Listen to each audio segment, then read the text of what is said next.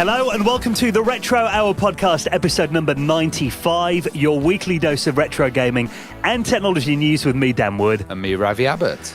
And I can't believe that we're on the first show of November already. You're not going to mention the C word, are you, Dan? I would... Oh, you mean Christmas? Yeah. Yeah, next month. I know, it's crazy. We've got to do our Let's Play, which every year, actually, we do a Let's Play. And where was it? It was at Dan's house first, and that was at Joe's house. And we get drunk and play some games and then stick it on your YouTube channel.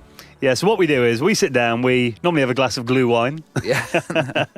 Or a few Christmas beers. And it's kind of like the Retro Hour Christmas party, and we film these every year and we put them up on YouTube. So, yeah, first year we played Amiga CD32 games at my house. Yeah, last year we were using, what was it, an Xbox? Yeah, but we were playing like Simpsons Arcade and stuff like that. That was great fun, wasn't it? So we need to do another one this year. I think Joe's probably having another Christmas party because he normally does. But I think, we do need suggestions on maybe which games would be good. Like, obviously multiplayer games are the best, aren't they? Yeah, that we can all sit and play at the same time, So, there's so many good multiplayer games out there. What did we have? A Streets of Rage 2 last time? That was good. Amazing. Have we played Golden Axe yet?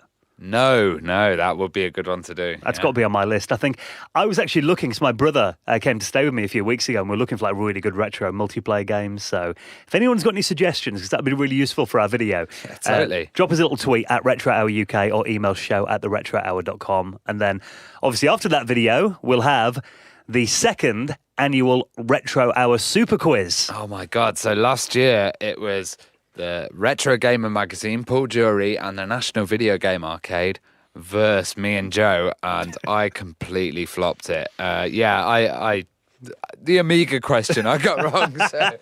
I think you've quite lived that down here. What was that question you got wrong last year? Oh, it was something about Jack Tramiel, and I just shouted. Shall we reminisce? Ravi and Joe. Atari was sold to the Tramiel Corporation in the 80s, but which company did Jack Tramiel found previously?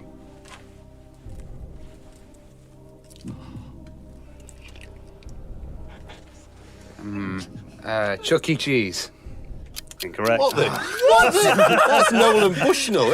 I thought he'd have something really good. Can I just say, you said there was no Amiga questions. That's the nearest to an Amiga question. Nearest to an Amiga because question. it's a Commodore. Commodore is correct. Correct. Most Hang people your head in screaming at you shame. now. Chuck E. Cheese, Ravi. No, Chuck E. Cheese. This is why you guys have got to listen, and I'm going to reclaim the crown this year. Are you confident, are you? Well, I'm going to put a bit of practice in. This is your home turf. Yeah, totally. This is our studio. Yeah. You can't let the side down again. That's it. So hopefully we're going to get Oliver and Paul Drury back in, and they're going to be against you and Joe. The Retro Hour versus MVM Retro Gamer Magazine. The rematch is going to be on for 2017. Totally, and you've got some quiz questions to write there, haven't you? Yeah, God, it took me a while last year, but yeah, hopefully that's going to be as much fun as it was last year, because that show actually came out. It was between Christmas and New Year, I think we released that, wasn't it?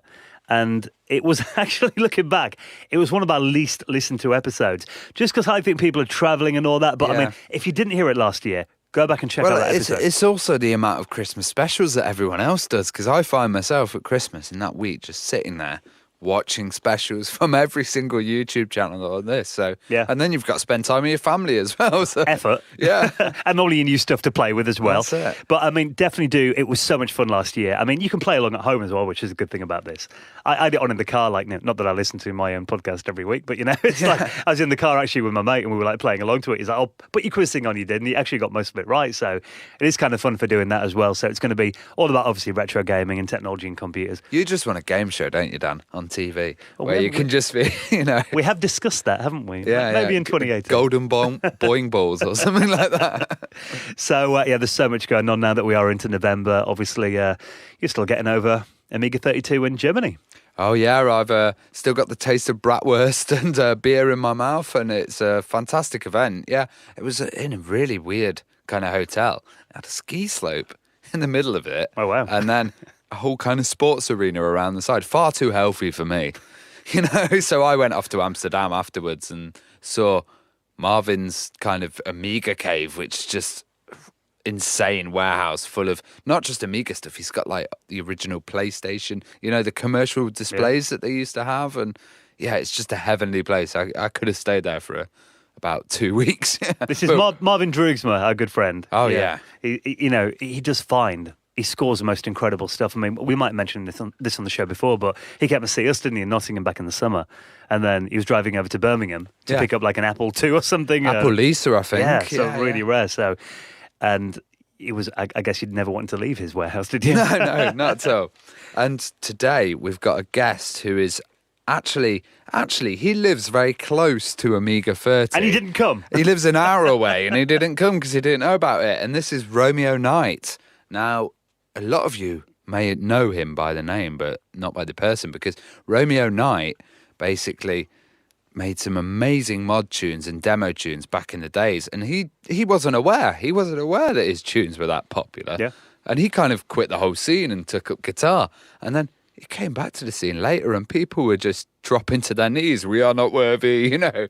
Yeah, and that was like, 20 years later nearly? Yeah. And he was just amazed that people are still interested in the tunes. And there's some fantastic stuff, you know, Cream of the Earth, Beat to the Pulp. These are like legendary Amiga tunes. And he was in groups like TRSI and Red Sector. Yeah. Or legendary Amiga demoed groups, and also a bit on the cracking scene as well. They're often using crack throws, weren't they? Maybe without Yeah, and he knowledge. also made a few commercial titles as well. And he's been everywhere, Romeo Knight, and now he works for kind of Mercedes and Coca-Cola doing all the official promos and adverts. So, I mean, I think our episode's about the Amiga demo scene, and we're going to touch on the C64 scene a bit in here as well. Totally. Because his legends, his heroes are like Rob Hubbard and Chris Healsbeck, aren't they?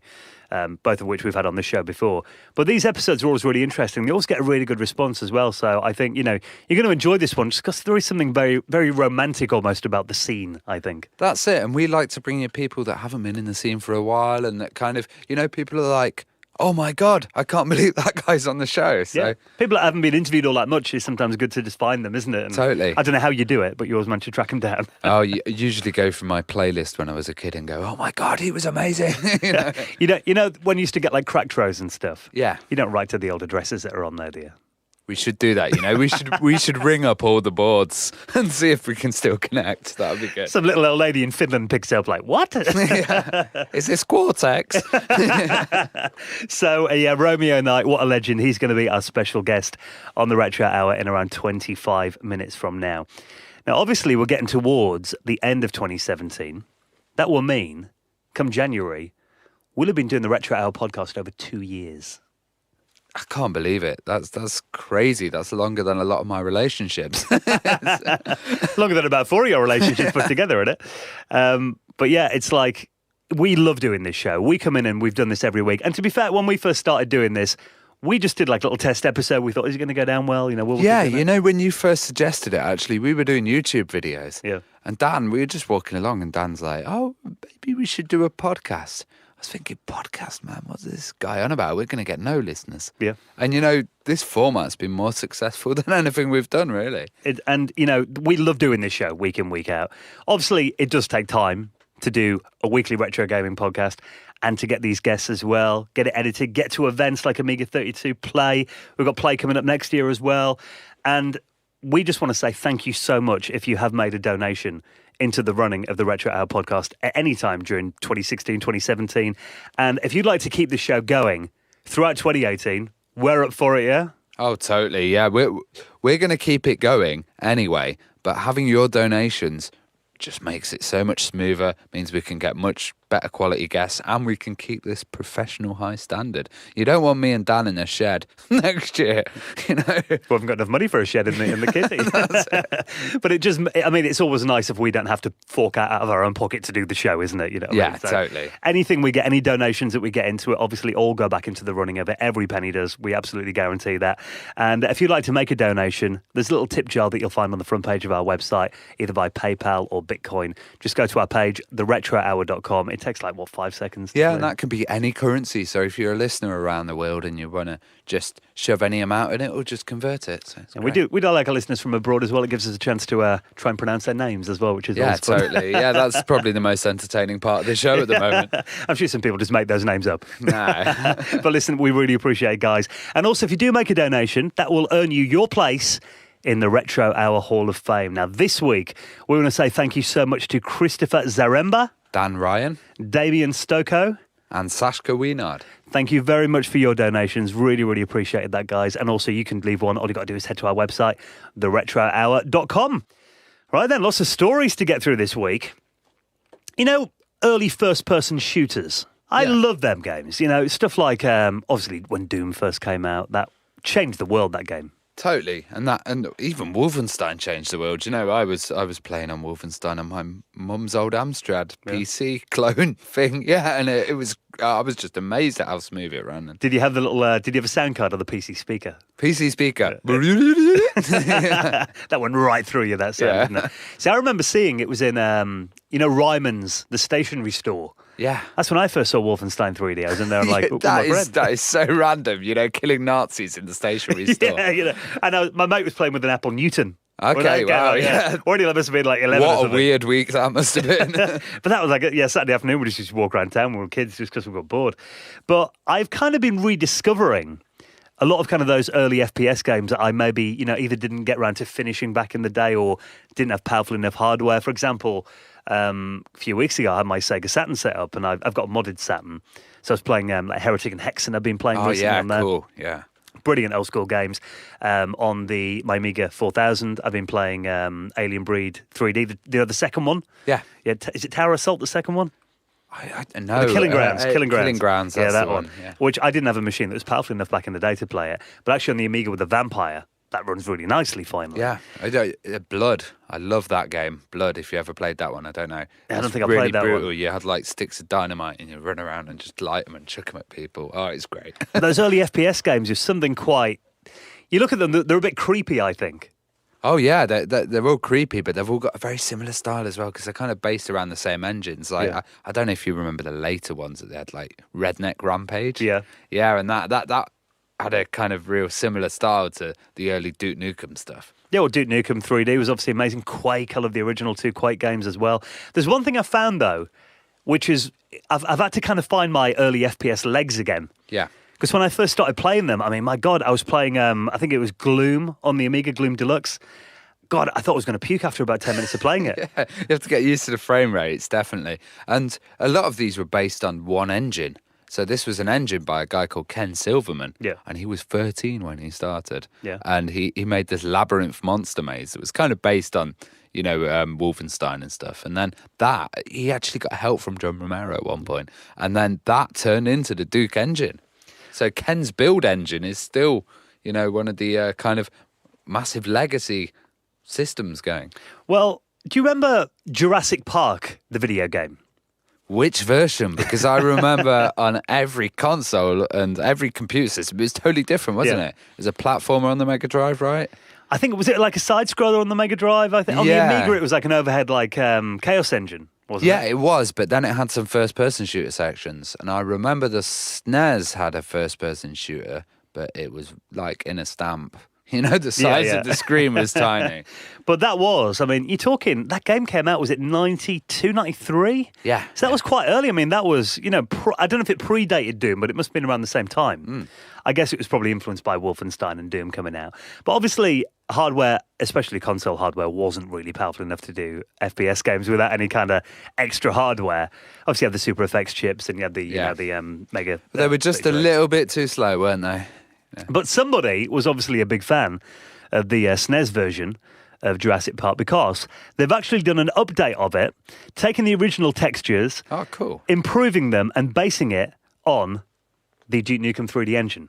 Oh, excellent. Yeah, so it's on the build engine as well. And this looks really good, actually, because the quality of the kind of import of the textures really works well. And I've not played the original, so I don't really know the difference. But from what I can see, it's full screen and it runs smoothly, which the SNES version doesn't. Well, this is called Visitor Center. Oh, cool. Yeah, good name. And you can download this and give it a play. I mean, sound effects. Oh, that's quite dark, yeah. And looking at it, I mean, it does actually look really slick. I mean, this couldn't have run on a SNES in its current form. You could imagine it on like a PC back then, or maybe something like a Jaguar might have handled it.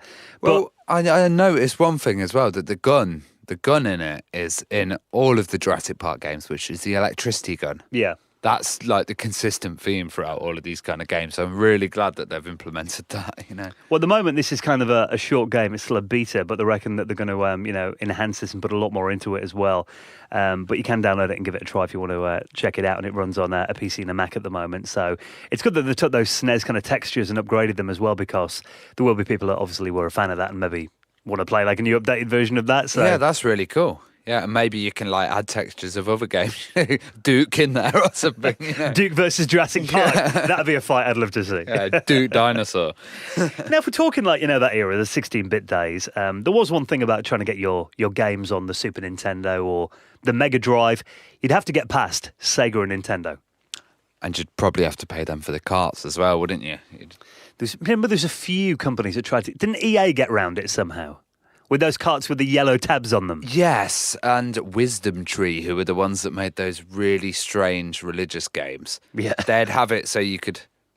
you'd get the original cart and you'd plug it in the top of their cart, and that would use the official chip, and then it would kind of bypass it. So you'd end up getting a Sonic and Knuckles style kind of tower.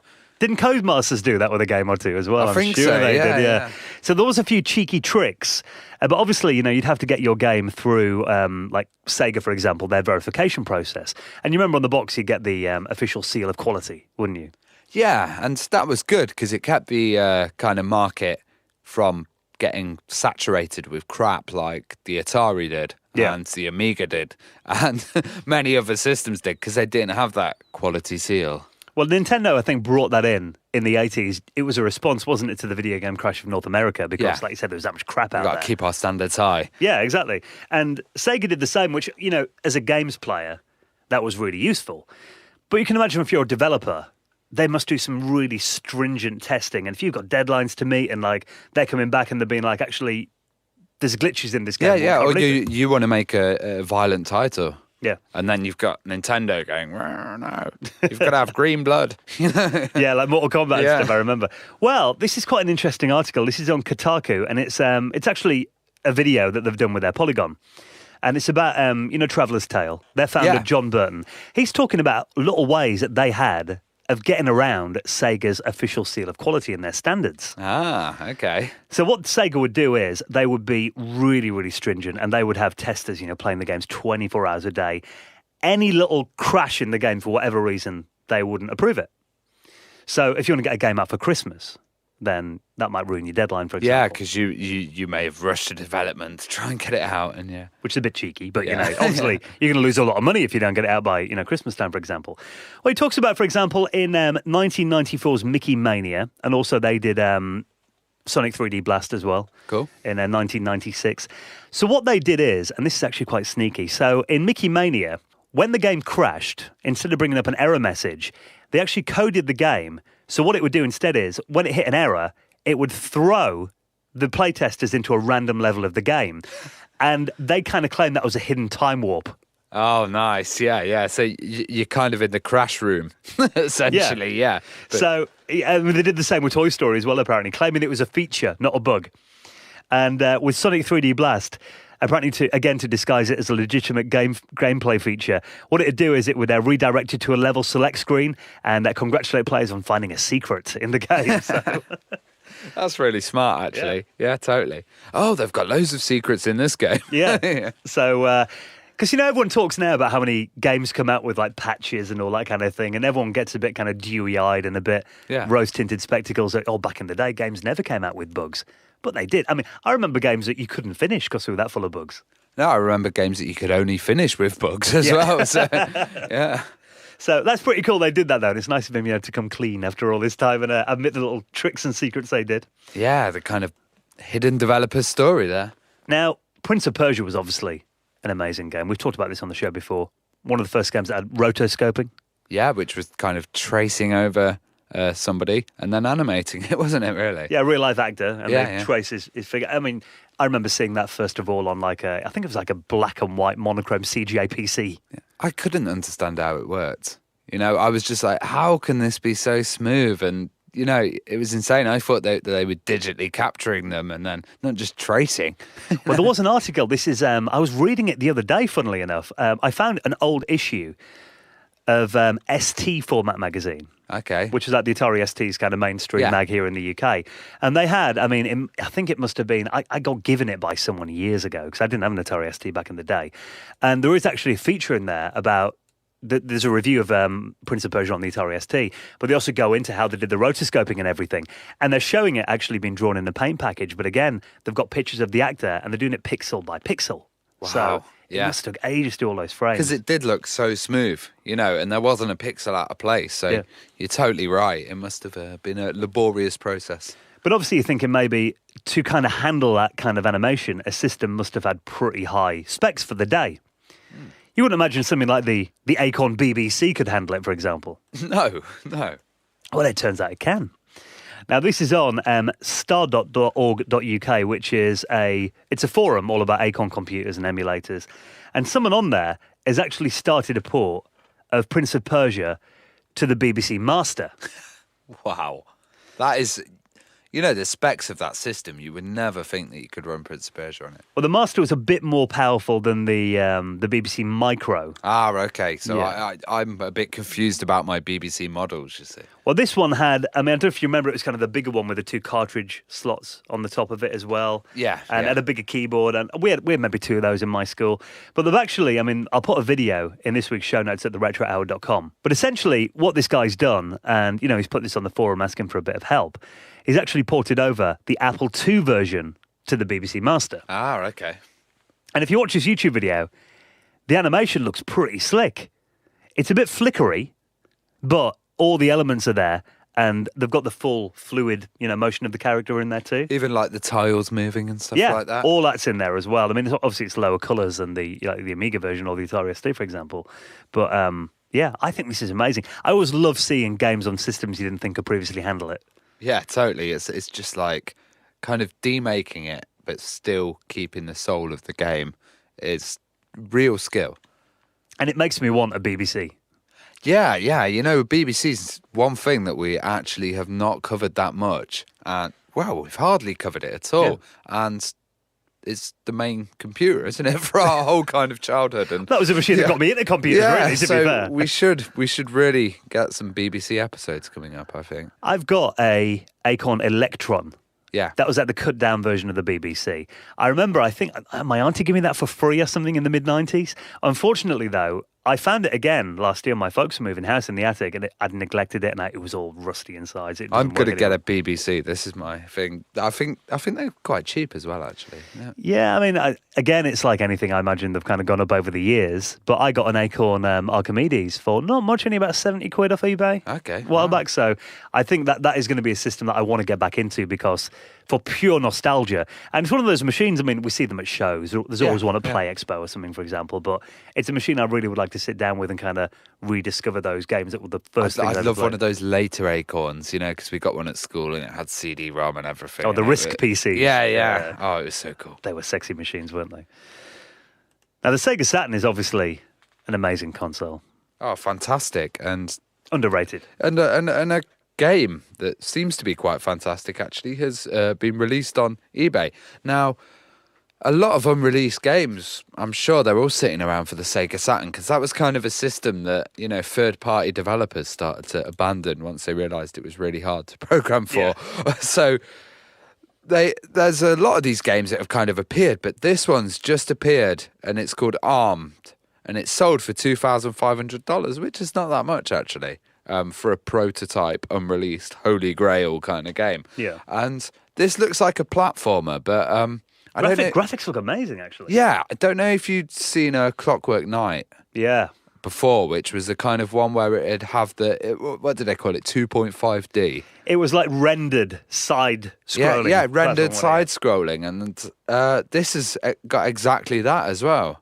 It just looks fantastic. There's a few kind of dodgy screenshots, and I don't know how complete the game is, but it's amazing that this has kind of appeared online and that there's nothing about it anywhere else. Some guy's just had a copy in his house or something. This looks like it's a shooter, actually, isn't it? It reminds me a bit of like Turrican, maybe in 3D by the looks of these screenshots that we've got. Yeah, and it looks very urban as well. But to me, it looks kind of PS1 graphics, and they were very close to each other, weren't they? The Saturn and the PS1s. Yeah, I mean, they were only like not even a year apart, I don't think, really, depending on where you were in the world.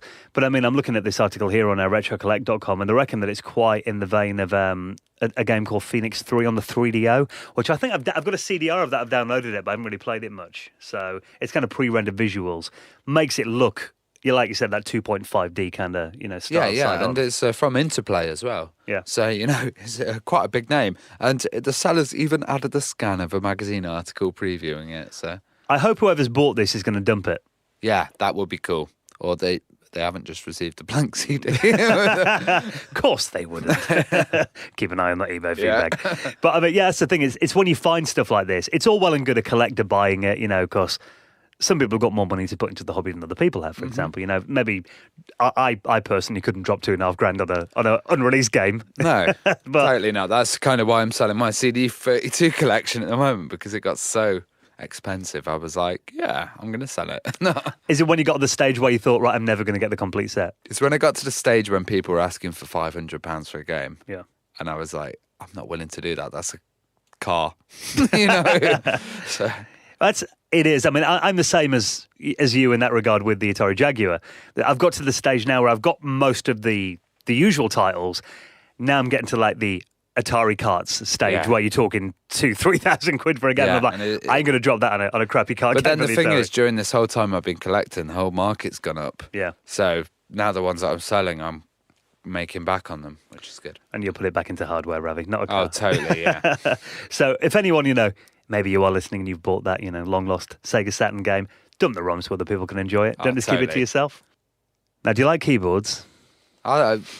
It's weird, keyboards, because they're the kind of system that's not changed. It's like paper, it lasts for so long. The QWERTY keyboard has been around since, the very start. So it's kind of mad that we're still using them, to be honest. You'd think like Voice Assist would have taken over by now. When I was a kid, I thought people would be going around talking into their Star Trek little receivers, and there'd be no keyboards, there'd be no paper in the office.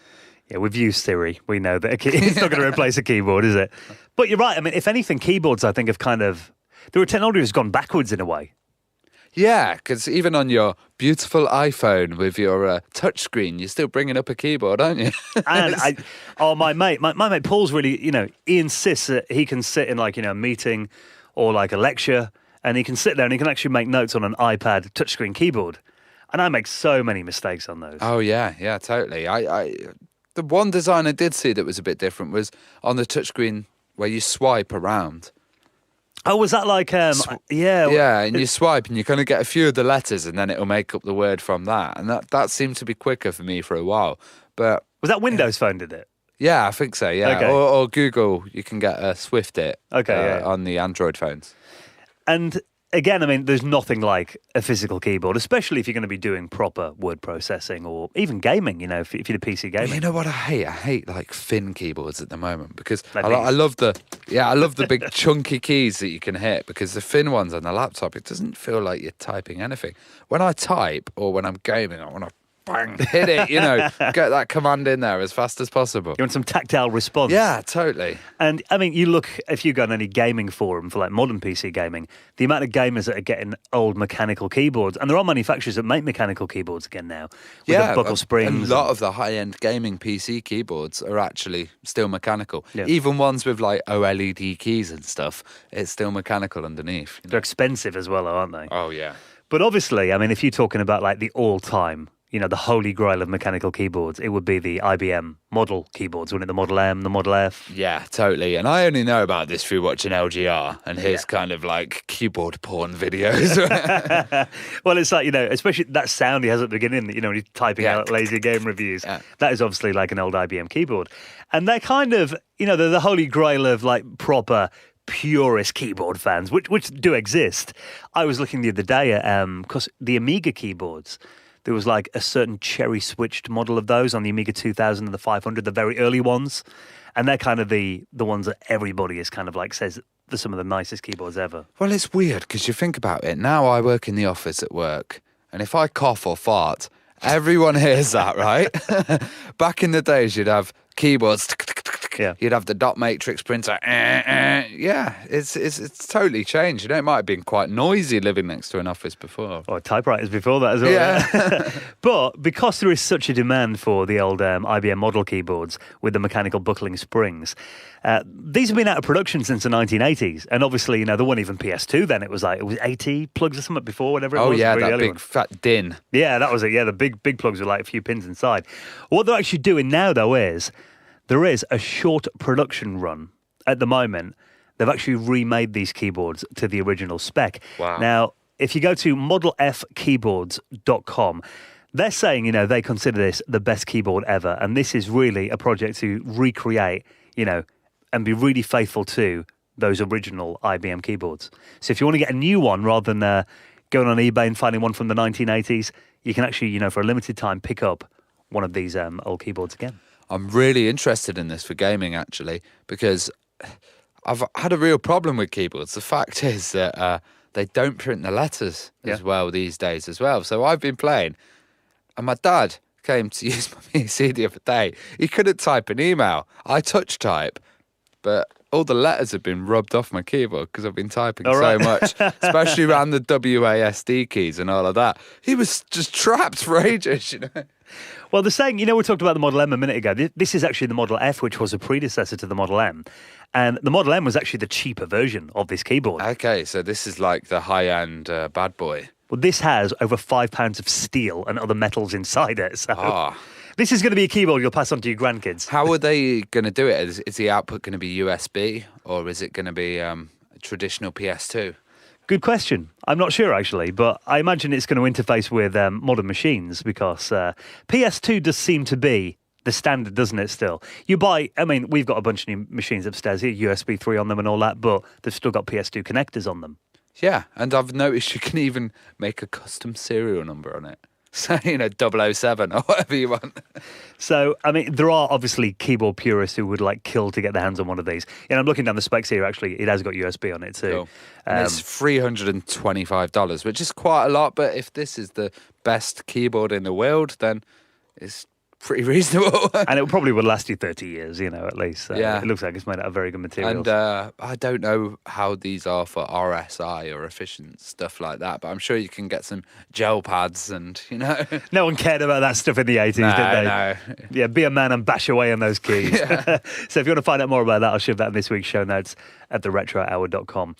Now, obviously, you know, talking about that era, you might have used your old Model F keyboard back in the day to hammer away at some adventure games.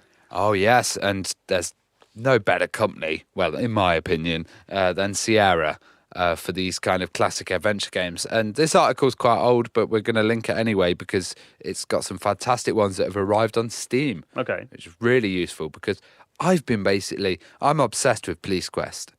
Police Quest was one of the best games for me. I used to have the version on the Amiga. My mate would have it at home, and we had obviously no manual because it was a legally obtained game. Yeah, and figure it all out yourself. Yeah, so every command, like open space door, you'd have to figure out. And we'd play it, and then we'd come and meet at school and go, how far did you get? What level did you get onto this time? And it was just fantastic. And the Police Quest series for me was one of the most accurate ones. And it went on to, I think it was Police Quest 4 or 5. They were not, was it like, it went into the mid-2000s, didn't it? Like, yeah, it got really dark at one point. And then it had like SWAT afterwards, which was a full kind of Police Quest simulator. And, you know, you'd have a SWAT team and it would have FMV intros of going into people's houses and stuff like that. And I've been trying to get them to work on DOSBox. And it is a bloody nightmare. Seriously, the later ones are so hard to get working. Well, the later ones kind of, so I remember the earliest ones, like, they kind of looked a bit like Leisure Suit Larry, didn't they? Yeah, they were on the Scum engine, basically. Yeah. Well, no, that was Scum was Sierra, LucasArts, wasn't it? Oh, yeah, but it works on Scum VM. Oh, does it? Okay. So Okay. So you can get that far, but the problem is the later ones kind of went into some strange Windows 95 kind of thing. The like 3D kind of isometric. Yeah. Okay. And then later on it was FMVs and even, you know, kind of darker stuff. But all of this should be available online at the moment. So they've actually ported these. There's going to be 17 of them, including the Police Quest series, Quest for Glory collection. Gabrielle Knight's in there too. Pretty much all those classic games that you're going to remember. Even the King's Quest series too is going to be on there. So I think it's great that they're kind of looking into the archives and updating these for people just to play simply again. Oh, yeah, totally. And that's the thing, I'm going to download SWAT and just play it straight away because I've not played that for so long. Yeah. And it's quite cheap, $5.99. And apparently these have been on GOG.com already, which is GOG kind of like the DRM-free kind of alternative to Steam, isn't it? But it's not as popular. No, it's not. And, you can get the bundle here. Yeah. And the bundle is £127 because it's just absolutely ramped with so many titles. And it's also got a lot of the modern versions. Yeah. So it's an easy way to do it, though, rather than tracking it all down, trying to get to work if you want to get every single one and you've got 120 quid to spare. Well, Christmas is coming up. A little Steam voucher would be quite good in your Christmas stocking. So, obviously we always keep an eye on any of these classic series that are getting re-released for the modern day. Sonic R. Do you remember that game on the Sega Saturn? I remember seeing it and thinking, what the F is this? And playing it in Beatties, the hobby shop. Oh, wow, okay. Yeah, and falling off the side and then kind of going, Sega's dead, Sonic's dead, and walking out of there. It was the game that really nobody wanted because everybody wanted a 3D Sonic game on the Saturn. Well, that was it. I thought everyone wanted a 3D Sonic game, but they wanted it about a year before the Saturn released that one. And then when I came out and went, oh, they've finally done it, I was like, looks crap. It was a racing. It was a racing game, wasn't it? Yeah. But the thing is, it does have its fans, and I think the biggest problem with Sonic R is most people played it with Sonic, and he's actually the worst character to play it in. Okay, so because that was the one they were demoing in the store. Yeah.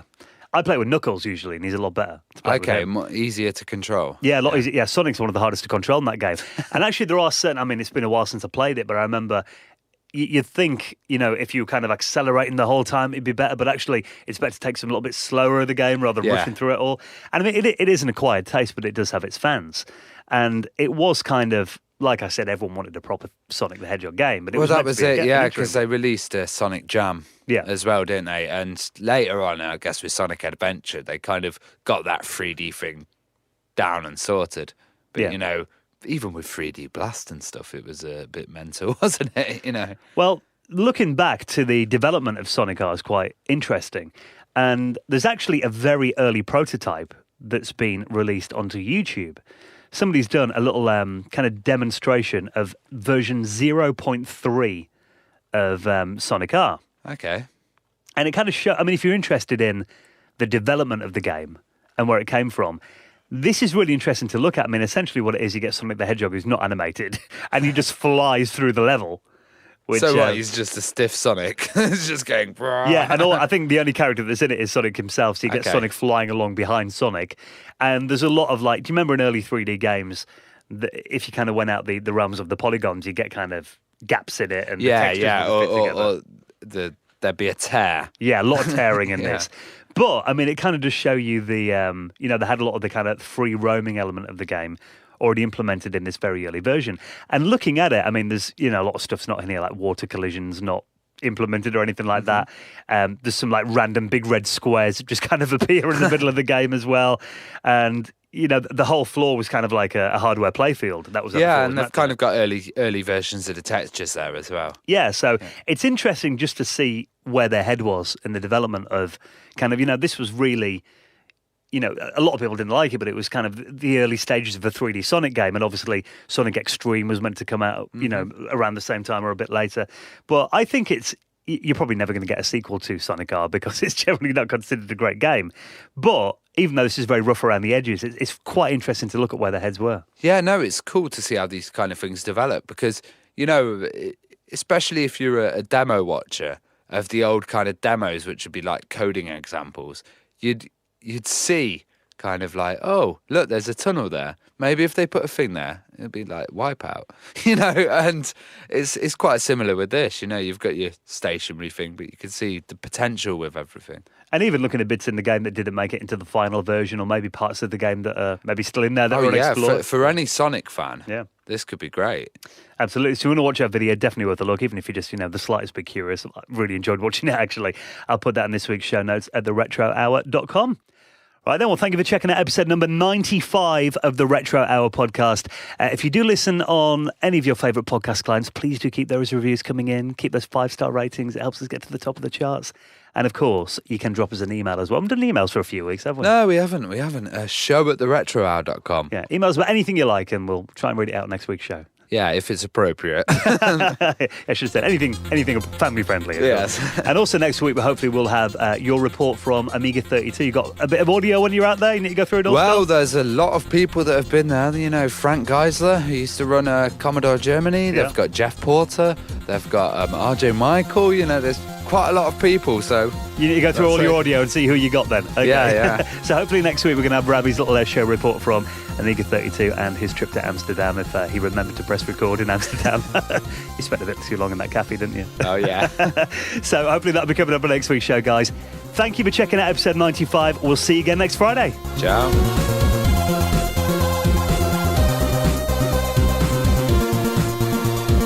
You're listening to the Retro Hour podcast, and it is time to welcome this week's very special guest. Thank you for joining us, Romeo Knight. Welcome to the show. Nice having me. Thank you. No problem at all. Now, we're going to get some really cool stories, I'm sure, from your demo scene days and lots of those amazing music tracks that you worked on throughout the years. What we always like to do, though, is go all the way back to the start, and it would be quite nice to find out your first ever computer experience. Where did it all start for you then? The very first ever was the VCS 2600. Atari. Yeah, that was gaming. But that was actually the first thing I've ever saw. But my very first own computer was a C128. My parents thought because of the CPM mode, they would give me some serious computer system, nothing for gaming. But of course, I only used it in the C64 mode. What kind of stuff were you doing on your 128 then? I just did the usual stuff, like copying games and swapping them on the school. Of course, when I heard the tunes of Rob Hubbard. Rob Hubbard is my great idol, and actually Chris Hülsbeck. And after when I came back home from school, I didn't put on any vinyls or listen to actual music, but I was putting on some music collections on the C64, and then I was listening to this kind of music. Yeah, and that was the point when I decided I need to do this myself. Oh, did you have any background in music, like notation or any learning of instruments? Or? Actually, yes. I learned classical clarinet. Yeah, I was even playing in a youth symphony orchestra. I don't know if this was of any help because for me this is a totally different chapter of understanding music at all. The theory helped a little bit later on, but apart from that, I think reproducing music, sheet music, is really something else.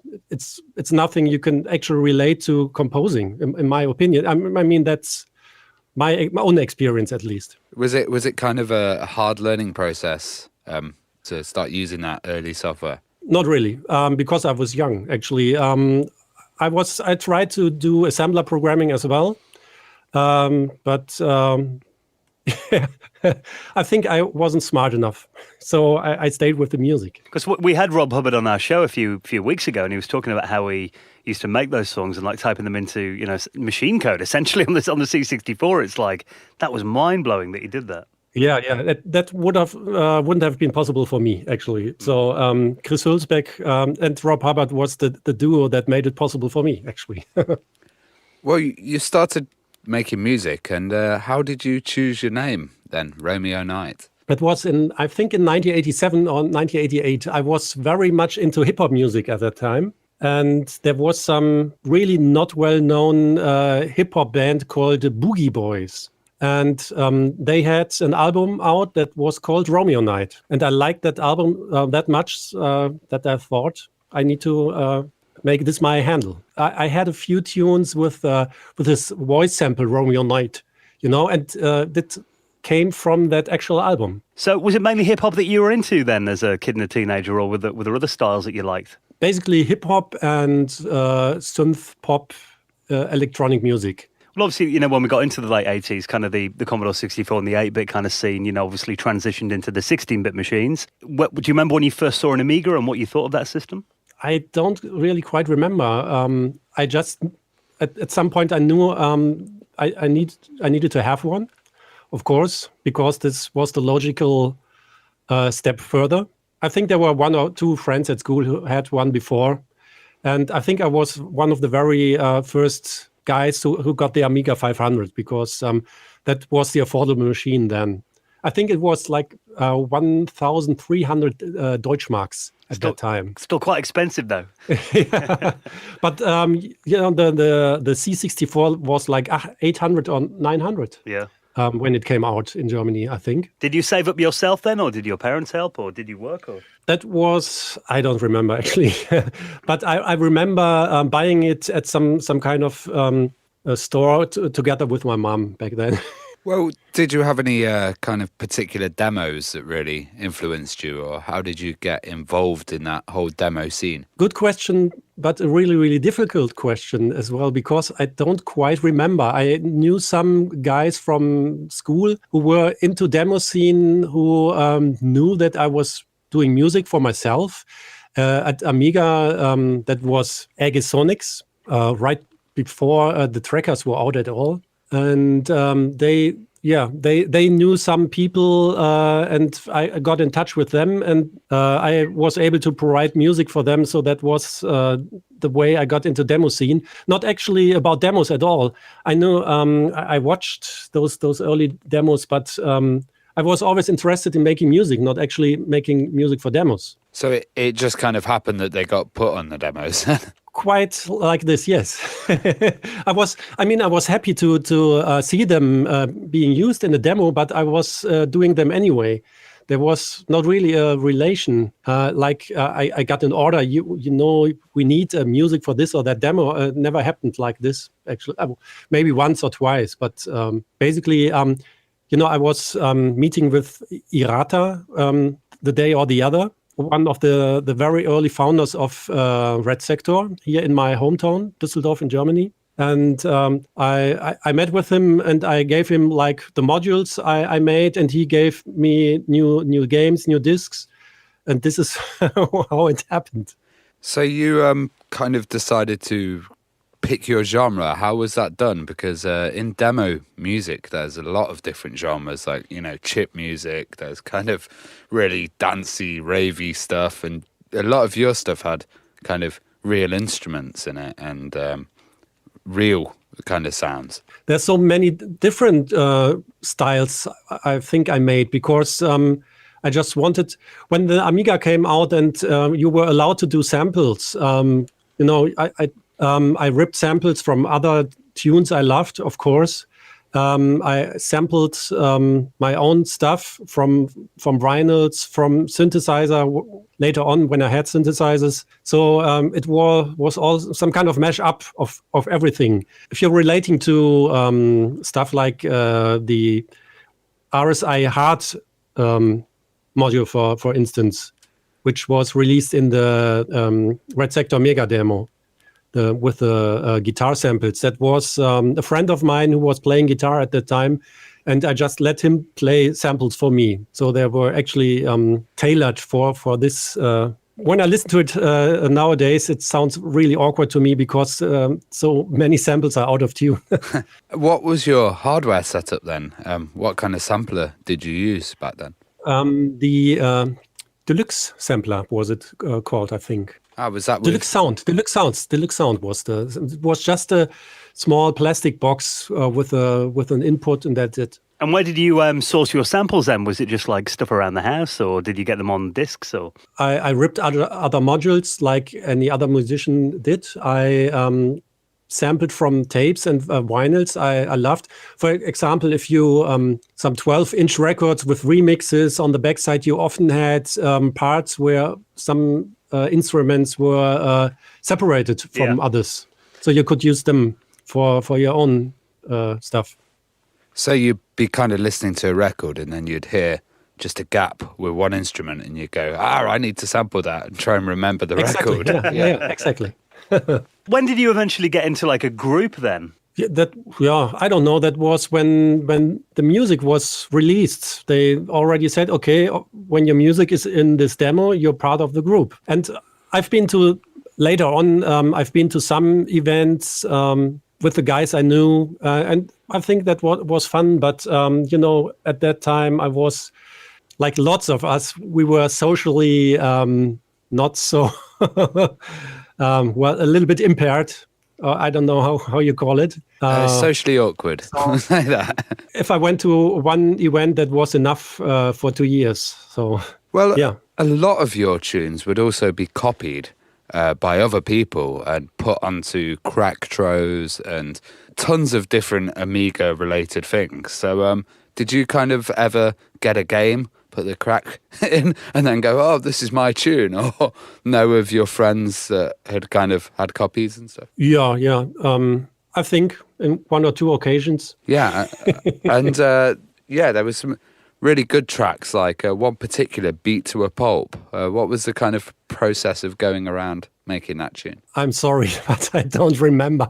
I just remember after switching to Amiga from the C64, I actually didn't want to do any more chiptunes. And I remember that somebody really asked for it and wanted a chiptune. And I did 2 chiptunes on Amiga because I was asked for. But I really didn't like the process of doing it. And that's extremely funny because that Cream of the Earth is the one and Beat to the Pulp is the other one I'm constantly connected with. So. And they're the ones that you didn't like doing. Well, not Cream of the Earth, but those 2 chiptunes, Beat to the Pulp, what was the other one called? I chose those strange names. They're basically all lines from hip-hop albums. Yeah, Cream of the Earth and is a line from Public Enemy, from one song of Public Enemy. Well, you mentioned kind of the process of making it then, and what would you say was your favourite tracker or piece of software to create music then? Noise Tracker, I don't know which revision, Noise Tracker, basically. After Noise Tracker, there was nothing more coming out that was changing the game, Noise Tracker was a change in the game, but with all the effects you could apply compared to the early Sound Tracker version. But afterwards, you had those the Hulsbeck thing with the 8 channels. I remember trying out to do a module on it, but I really hated the sound, and I didn't even finish it. I mean, was your main system an A500 then? Did you stick with that? And did you get any extras for it? I had the 500 with 1 megabyte, of course, with the fast memory, and an additional disk drive, so I could copy better. Nice. I didn't even have some kind of sound outboard equipment.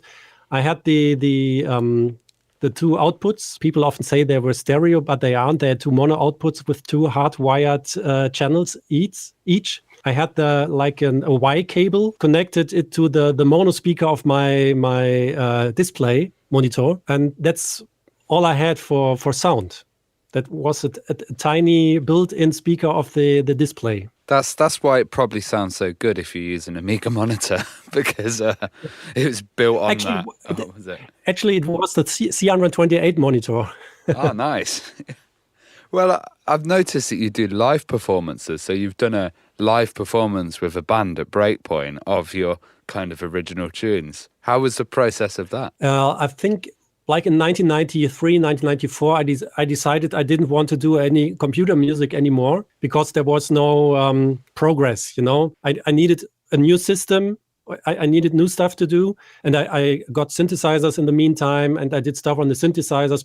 I wasn't able to focus on the music instead of, using all the new options I got. I started learning guitar, self-taught, and I played in several bands. I think that was in 2007 when Xerxes, also known as Klaus Lunde, a Norwegian demoscene composer, contacted me about he wanted to play live and told me it was a great thing to have like a guitar player at his side. And then I think I basically had one week to prepare, and this was how the first concert happened at Breakpoint 2008.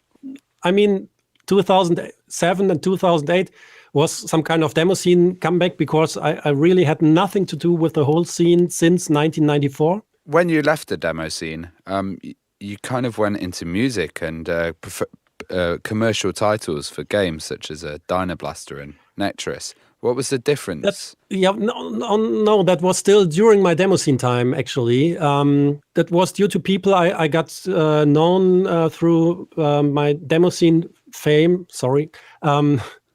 and that was fun doing so, but I don't know, I didn't see the bigger picture, you know. I was bored by doing music on the computer with 4 channels. I wanted to do real music, you know.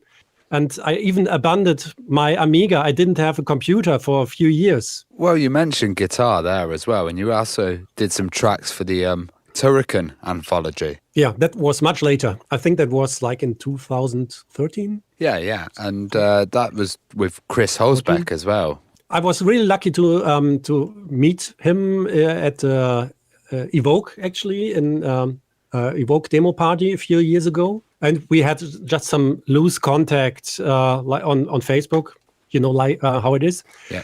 And when he was starting this his project, his Turrican anthology, he just asked me if I could do some tracks for him, and I was, that was a big thing for me, because I would have paid money to do so. Well, with the kind of guy that influenced you, you know, you end up self-taught playing guitar on his tracks. Yeah, it was really fun. Actually, I did a lot of hired guitar work for some other scene guys before, because I just liked to play guitar on other people's music. Because composing sometimes can be a hard task, can be tedious if you don't find the direction you like to have, and playing for other guys only as a instrumentalist is something else. Well, I'm quite curious to going back to the 90s again. I mean, when obviously the RSI Mega Demo was such a huge demo on the Amiga,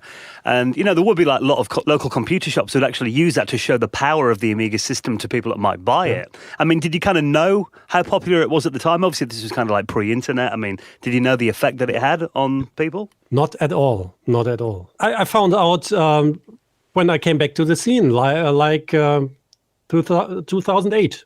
I've been to one big demo party. I think that was the party in Denmark, 1992 or 1993, something like that. I can barely remember what we did there. However, I was attending as an artist in 2008 to play live with Xerxes and Bendik. And when I came into that hall, and people, I mean, there have been people who knew how I looked, and they stepped up to me, and then they fell on their knees. And that was a really, really weird moment for me. It took a long time for me to realize that I was some kind of music idol. It's really hard for me to let it flow through my lips, actually, because I think it's a real weird thing to say. But this happened at a few other occasions later on as well. So that's when I realized, okay, there must be something to it. I think you really helped define a sound with the kind of slack bass and all the kind of crazy samples. I think I was lucky. I was there at the right time, and the stuff I did wasn't too bad.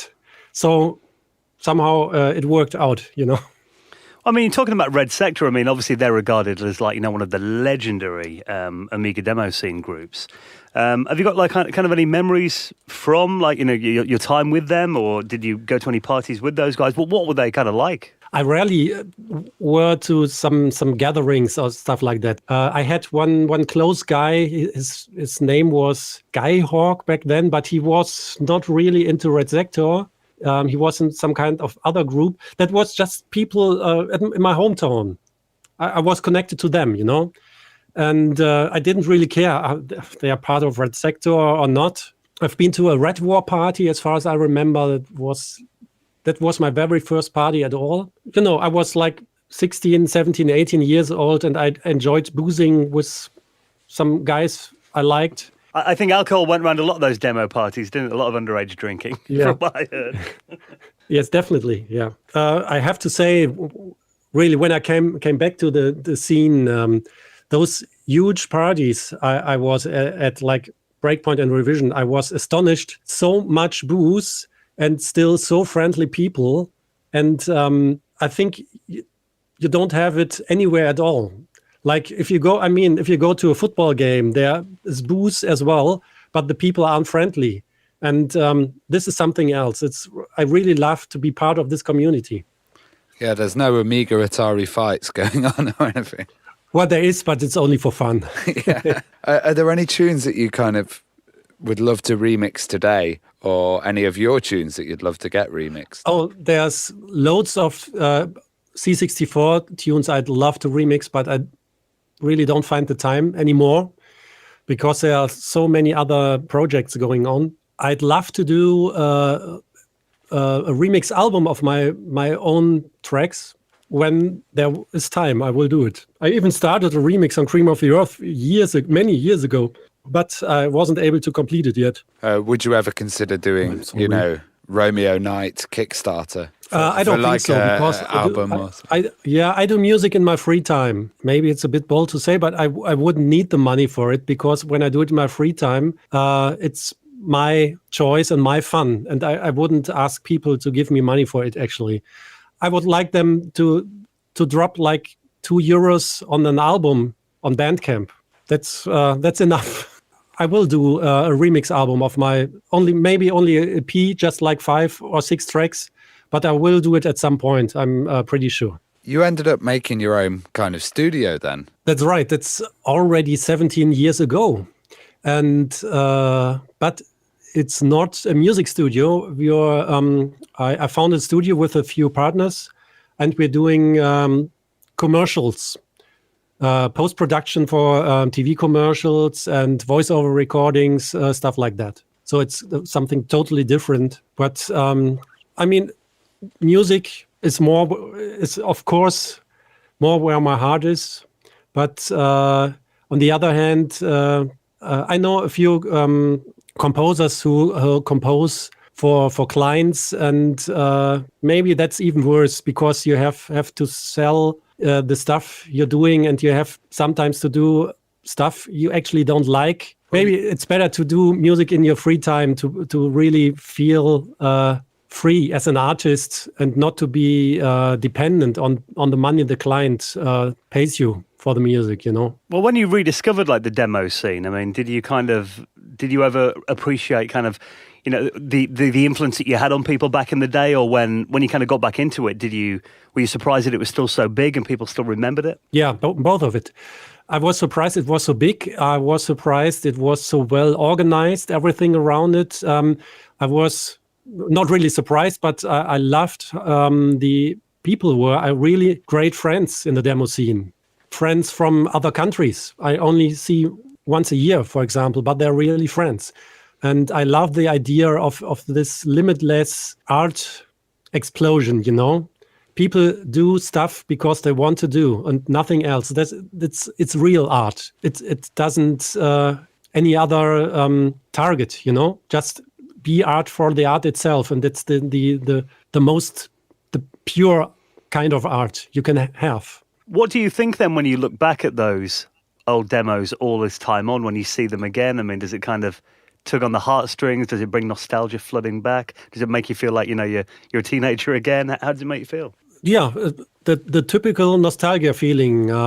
It comes up. It comes up, but not by listening to my own stuff or watching my own demos, but stuff by others. Mm-hmm. I could tell you a few tunes, not really demos, but a few tunes I liked. I really loved that.